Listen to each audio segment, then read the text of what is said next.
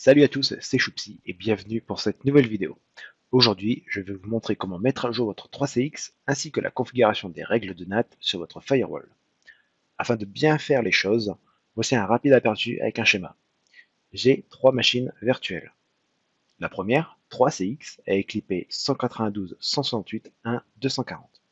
Ensuite, une autre machine avec un client Debian avec une IP DHCP dans le réseau 192.168.1.0/24. Ensuite, j'ai un routeur firewall pfSense avec deux IP. Une IP WAN en 192.168.100.250 et une adresse IP LAN en 192.168.1.250. Mon routeur pfSense est en DMZ sur ma box internet. Je ferai une vidéo également sur pfSense afin de vous expliquer ce routeur firewall open source gratuit et très répandu dans le monde professionnel avec toutes ses fonctionnalités. Donc dans un premier temps, on va se connecter à notre console d'administration 3CX afin de commencer la pratique. Donc c'est parti. Hop, super. Donc là, on arrive sur notre console. Donc dans un premier temps, ce qu'on va faire, comme tout système, c'est de faire une mise à jour. Donc elle se trouve en haut à droite.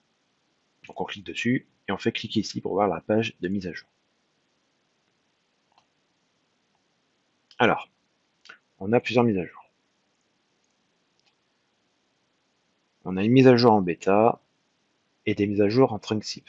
Alors, je vous le dis clairement, jamais, au grand jamais, on installe des versions alpha ou bêta sur un serveur de prod.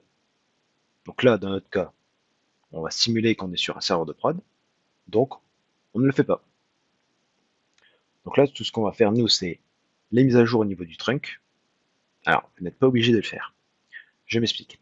Les trunk zip, ça correspond à notre provider VoIP. Par exemple, OpenIP, OVH, etc.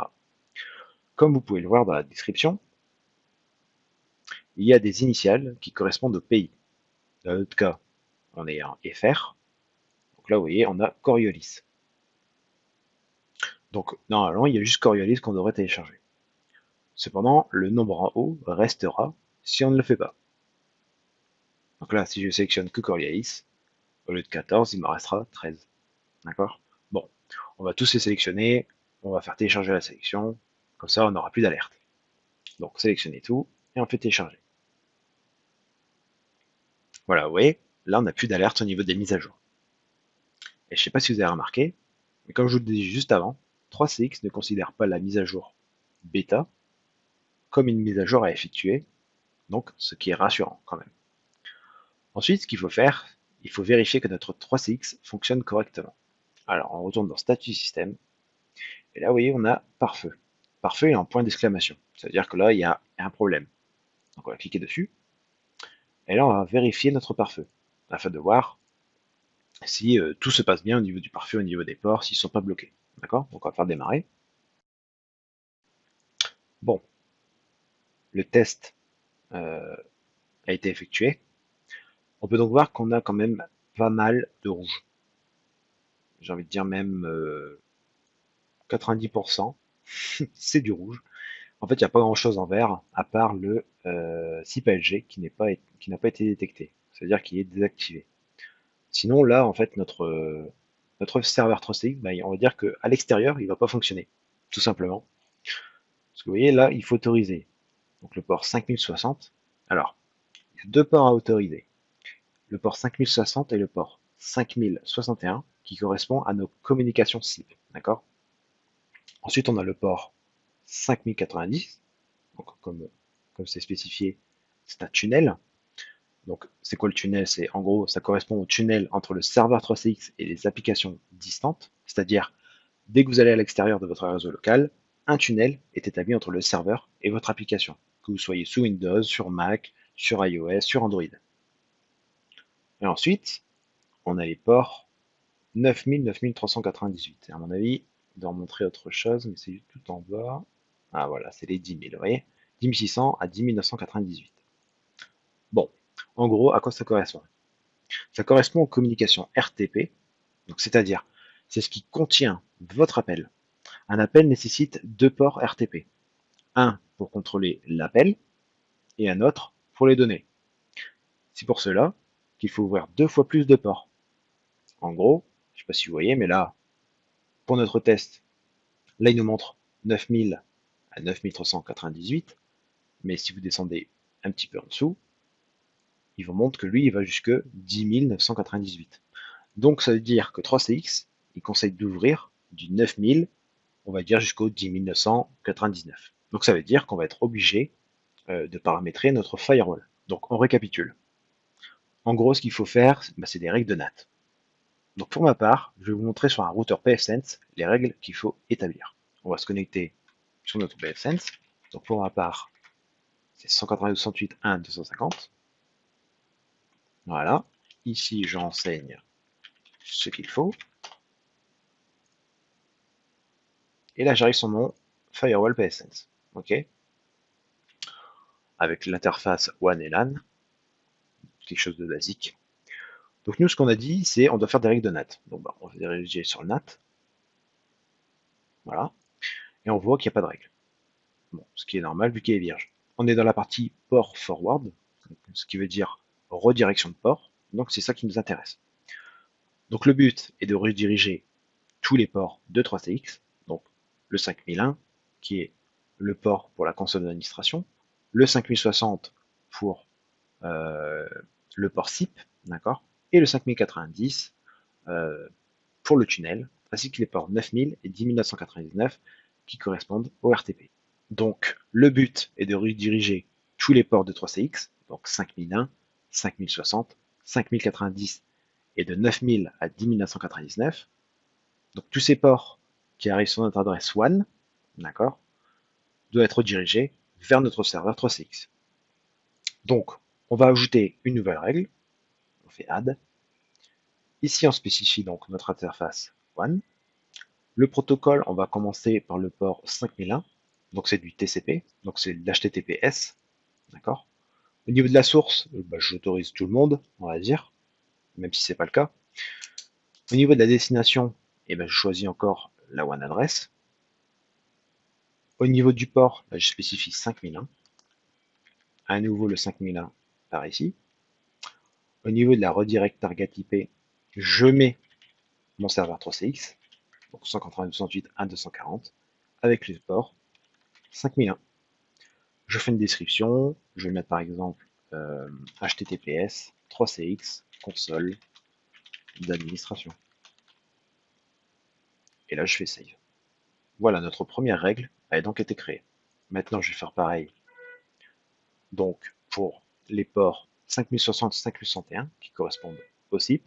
Donc, au niveau de la source. Alors, pour les ports 5060 et 5061 ainsi que les ports 9000 à 10999, si vous avez un provider, d'accord, donc par exemple OVH, OpenIP, Coriolis, au niveau de la source, vous pouvez spécifier leur adresse. D'accord. Moi, dans mon cas, j'ai pas de trunk-SIP, d'accord. Donc, je vais mettre tout le monde.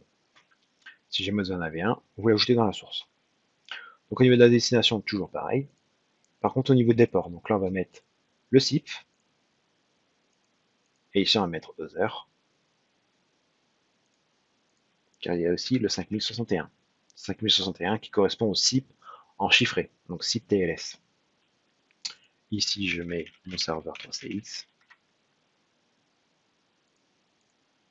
Et ici, au niveau des ports, vous spécifiez le 5060 et lui va faire la différence avec le 5061, vous verrez. Et ici, je vais mettre donc 3CX SIP and TLS. Voilà, je fais save. Et vous voyez ici au niveau des notes ports, tout à l'heure j'ai mis juste le 5060, il a pris les deux. D'accord. Ensuite, on va faire une nouvelle règle avec le 5090. Donc pareil, TCP UDP. Destination port range, donc le 5090. Pareil ici. Je remets mon adresse 3CX. Je mets le 5090 et ici je mets 3CX tunnel. Save. Voilà. Il nous reste plus qu'une règle à faire. Les ports RTP. Donc là pareil. Là par contre on va le mettre en UDP. Ici on va spécifier donc de 9000 à 10 999. Je spécifie mon serveur 3CX. Et ici je spécifie le 9000. en description 3CX RTP. Save. Voilà, donc là mes règles c'est bon, elles ont bien été créées. Donc là je vais faire Apply Change. Voilà. Si on veut, on peut mettre dans l'ordre. Pour ma part je vais le faire. 5001, 5060. Voilà, et on fait Save. Voilà, donc là vous devrez avoir 4 règles sur votre firewall comme ceci au niveau de votre NAT. Donc ensuite, on va se diriger dans Outbound, qui veut dire sortant, donc ce qui concerne les règles sortantes. Hop. Donc là, on va définir le mode sur hybride, afin qu'il crée les règles automatiquement, et également que moi, je puisse en ajouter manuellement. Donc là, je fais Save. Et ici, je vais faire Add. D'accord? Au niveau d'interface, je mets encore du WAN.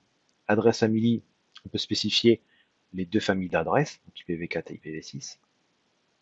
Au niveau de protocole, je mets ENI. Au niveau de la source, là par contre, je vais mettre mon serveur 3CX. Donc, je mets que lui, donc ça veut dire en /32. La destination, je mets tout le monde.